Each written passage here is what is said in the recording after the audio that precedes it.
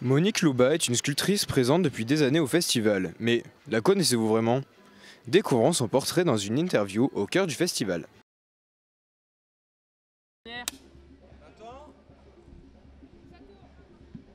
Donc bonjour Monique, pouvez-vous vous présenter s'il vous plaît?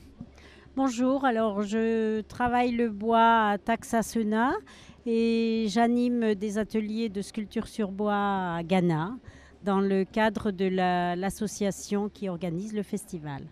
D'accord. Pourquoi êtes-vous sur le festival? Alors justement pour faire une promotion de l'atelier sculpture sur bois qui fonctionne toute l'année. Le mardi et le jeudi, nous avons des cours hebdomadaires et des stages. J'anime également des stages. D'accord.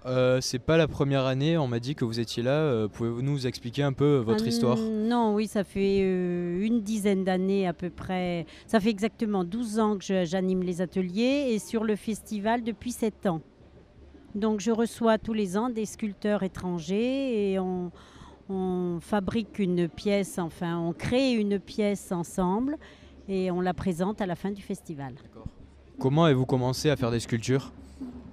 J'ai commencé par faire des jouets en bois, différents sujets. Et puis, suite à des stages chez des sculpteurs qui étaient particulièrement intéressants et qui m'ont donné vraiment le virus du bois et la passion de la sculpture. C'était c'était une passion là? Alors non, au départ, c'était pas vraiment une passion. J'avais un autre métier que j'ai exercé pendant 1 an et puis je suis venue au bois après et j'ai découvert cette passion du bois. D'accord. Donc est-ce que vous pouvez nous expliquer comment vous travaillez vous en tant qu'artiste? Alors la première chose, c'est d'avoir un petit peu des idées, pour ainsi dire, et puis après de les mettre en pratique à l'atelier. Donc c'est principalement de la sculpture, donc c'est avec des outils manuels. Mais il y a toujours un petit peu maintenant aussi de mécanisme, très peu de machines, mais pour améliorer le travail et pour le simplifier aussi. D'accord. Et vous utilisez quel matériel, enfin quel outil pour vos Alors sculptures? quel outil? Des gouges, des ciseaux à bois et des maillets principalement. Donc vous travaillez surtout avec le bois? Surtout voilà, du bois régional, donc beaucoup de tilleuls et puis les bois fruitiers. Et vous avez des techniques spéciales pour utiliser le bois? Non, pas de technique spéciale, la méthode traditionnelle de sculpture. Très bien. L'inspiration vous vient-elle dans certaines conditions? Oui, mais l'inspiration, je pense qu'elle est partout. Elle est dans la nature, elle est partout, lors de nos rencontres. Non, l'inspiration, j'ai pas vraiment. Enfin, j'ai des thèmes favoris sur la femme, les livres, mais surtout à partir des rencontres. D'accord.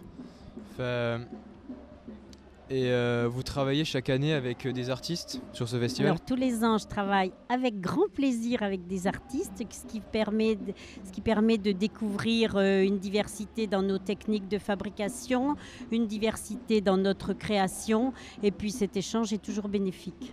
Et du coup, votre spécificité dans le festival, c'est que chaque année, d'après ce que j'ai compris, vous faites une nouvelle sculpture? Alors chaque année, en début de festival, on se rencontre avec les artistes, on discute beaucoup et puis on crée chacun, on essaie de faire un projet commun et puis c'est toujours facile finalement, on le réalise, ça se passe toujours bien, des fois malgré la barrière de la langue, mais c'est toujours très très enrichissant.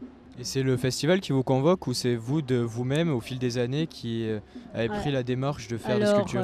Non, c'est le festival qui demande sans demander, parce que je suis demandeuse aussi, donc c'est d'un commun accord. D'accord. Et vos sculptures, chaque année, elles sont mises où en fait? Alors, les sculptures sont toutes la propriété de l'association et elles sont présentées toutes à la Maison du Folklore. Et à la Maison du Folklore, elles sont présentées à la fin du festival, c'est ça? Voilà, présenter. Alors, la sculpture de l'année est présentée sur la scène du festival le dernier jour, donc le dimanche après-midi lors du dernier panorama. Et puis, sinon, toute l'année, oui, à la Maison du Folklore, dans l'entrée, les pièces différentes ou lors des manifestations diverses. Et vous, à titre personnel, qu'est-ce que vous apporte l'art? Alors l'art, à titre personnel, je pense que déjà de la beauté, de la créativité, et puis moi, c'est un peu une raison de vivre. D'accord. Et ce festival, au niveau artistique, que vous apporte-t-il du coup chaque année? Qu'est-ce qui vous donne envie de revenir chaque année dans ce festival?